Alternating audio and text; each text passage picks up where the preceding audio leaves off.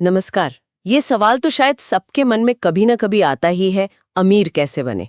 पर हाँ, ये कोई जादू की छड़ी या लॉटरी वाला मामला नहीं है ना? बिल्कुल नहीं। असल में इसके पीछे आपकी सोच, आपकी मेहनत और लगातार सही दिशा में जो आप कदम उठाते हैं वो काम करते हैं। हाँ। और आज हम इसी पर थोड़ी गहराई से बात करेंगे। हमारे पास एक स्रोत है, अमीरी का राज, वित्तीय स्वतंत्रता के 7 कदम। इसमें जो बातें बताई गई हैं, जो 7 कदम हैं, उन पे ध्यान देंगे। अच्छा, तो ये 7 कदम, चलिए फिर शुरू करते हैं। स्रोत का पहला कदम और शायद सबसे अहम है, अपनी सोच बदलो। सुनने में तो ये बड़ा सीधा लगता है, पर इसका मतलब क्या है ठीक से? स्रोत कहता है कि इसका मतलब है कि आप प्रॉब्लम्स पर अटकने के बजाय सॉल्यूशंस ढूंढे। मतलब एक अमीर मानसिकता जो होती है ना, वो मौकों को देखती है। अच्छा। वो थोड़ा हिसाब लगाकर रिस्क लेने से डरती नहीं है।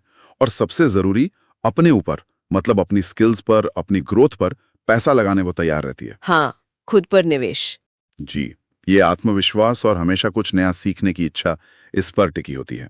सोचिए, अगर छोटी होगी तो नतीजे बड़े कैसे आएंगे। आपने रिस्क की बात की, पर ये कैसे पक्का करें कि ये रिस्क बस अंधाधुंध ना हो? स्रोत इस पर कुछ कहता है? मतलब सोचा समझा रिस्क कैसे लें? बहुत अच्छा सवाल है। स्रोत साफ इशारा करता है कि ये जानकारी पर आधारित होना चाहिए, आपकी समझ पर। और यहीं पर देखिए, दूसरा कदम आता है फाइनेंशियल एजुकेशन, मतलब पैसे के बारे में सीखना। हाँ, ये तो है। स्कूलों में तो ये सब ज्यादा सिखाया नहीं जाता कि पैसा मैनेज कैसे करना है। बिल्कुल, इसीलिए स्रोत कहता है कि खुद सीखो। सेल्फ एजुकेशन बहुत जरूरी है। इसमें कुछ किताबों का जिक्र भी है, जैसे रिच डैड पुअर डैड या द साइकोलॉजी ऑफ मनी। हाँ, मैंने सुनी है ये किताबें। थिंक एंड ग्रो रिच भी शायद। जी, वो भी। मकसद सिर्फ पढ़ना नहीं, बल्कि ये समझना है कि पैसा काम कैसे करता है, उसे संभाला कैसे जाता है, बढ़ाया कैसे जाता है। यही ज्ञान आपको सोच समझकर रिस्क लेने में मदद करता है। ठीक है, तो सोच बदली, ज्ञान भी लिया।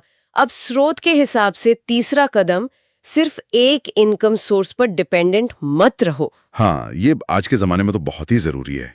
एक नौकरी या एक ही बिजनेस, वो थोड़ा रिस्की हो सकता है। सही बात है। तो एक्स्ट्रा इनकम के रास्ते बनाना जरूरी है। स्रोत में कई आइडियाज दिए, जैसे फ्रीलांसिंग कर सकते हैं, या अपना YouTube channel, affiliate marketing, blogging वगैरह भी। हाँ, ब्लॉगिंग, डिजिटल प्रोडक्ट्स बनाना, या कोई भी साइड हसल जो आपको पसंद हो।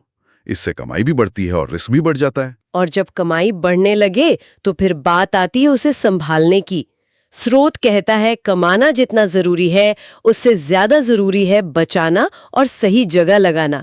चौथा कदम, खर्चों पर कंट्रोल। एकदम सही। पहले तो ये पता होना चाहिए कि पैसा जा कहाँ रहा है, मतलब अपने खर्चों पर नजर रखनी होगी। स्रोत एक नियम बताता है, 50-30-20 का नियम। सुना है आपने? हाँ, थोड़ा थोड़ा। 50% जरूरतों पर। जी, 50% जरूरतें, 30% आपकी लाइफस्टाइल या इच्छाएं, और कम से कम 20% बचत और निवेश के लिए। ये 20% वाला हिस्सा जरूरी है। पर क्या ये नियम सबके लिए फिट बैठता है? मतलब किसी की कमाई कम हो या जिम्मेदारियां ज्यादा हो? नहीं, देखिए, ये एक गाइडलाइन है, पत्थर की लकीर नहीं। आप अपनी सिचुएशन के हिसाब से इसे बदल सकते हैं। अच्छा। मेन बात है कि आप खर्चों को लेकर जागरूक रहें और बचत को प्राथमिकता दें। और यहीं से हम 5वें कदम पर आते हैं, निवेश करना। हाँ, क्योंकि पैसा बचाकर रखने से तो वो बढ़ेगा नहीं, बल्कि महंगाई उसे कम कर देगी। बिल्कुल, पैसे को काम पर लगाना पड़ेगा। स्रोत कई तरीके बताता है, जैसे SIP है, म्यूचुअल फंड्स में थोड़ा थोड़ा हर महीने लगाने के लिए। Systematic investment plan. जी।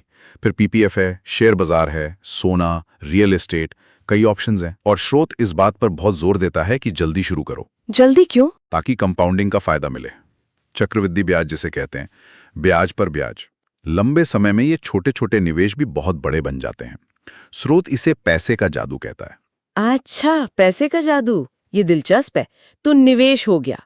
अब छठा कदम, स्रोत कहता है एक और जरूरी निवेश है, अपने स्किल्स में। हाँ, क्योंकि आज जो आप कमा रहे हैं वो आपके हुनर की वजह से है ना? सही बात है। दुनिया बदल रही है, तो हमें भी सीखते रहना होगा। उन स्किल्स पर फोकस करें जिनकी डिमांड है, जैसे communication skills, digital marketing, stock market की समझ, कोडिंग वगैरह। बिल्कुल। ये स्किल्स आपकी मेन इनकम तो बढ़ा ही सकते हैं, साथ ही जो हमने तीसरे कदम में बात की थी, नई इनकम सोर्स बनाने में भी मदद करते हैं। तो ये सारे कदम हो गए, सोच, ज्ञान, कई इनकम सोर्स, खर्च पर कंट्रोल, निवेश और स्किल्स।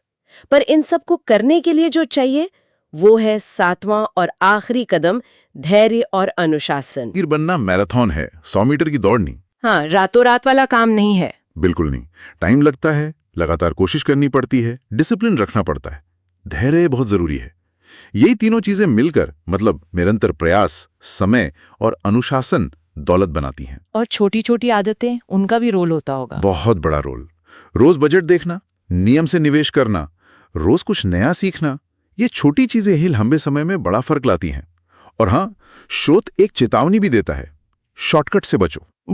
जैसे जुआ खेलना या वो जो जल्दी पैसा डबल करने वाली स्कीम्स आती हैं, संदिग्ध क्रिप्टो वगैरह, इनके चक्कर में मत पड़ो।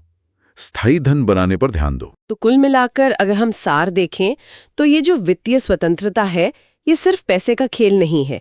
इसमें आपकी सोच, आपका ज्ञान, आपके काम मतलब कमाना, बचाना, निवेश करना, फिर अपने हुनर को बेहतर बनाना और इन सब के ऊपर धैर्य और अनुशासन, ये सब मिलकर काम करते हैं। ये हमें स्रोत से पता चलता है। बिल्कुल, ये एक पूरी क्या कहते हैं प्रक्रिया है, एक यात्रा है, कोई एक दिन का काम नहीं। सही कहा। तो इन सब कदमों पर सोचते हुए ये विचार करने लायक है कि किसी के लिए अपनी निजी फाइनेंशियल यात्रा में स्रोत के बताए इन पहलुओं में से कौन सा अभी सबसे ज्यादा जरूरी लगता है और उस पर आज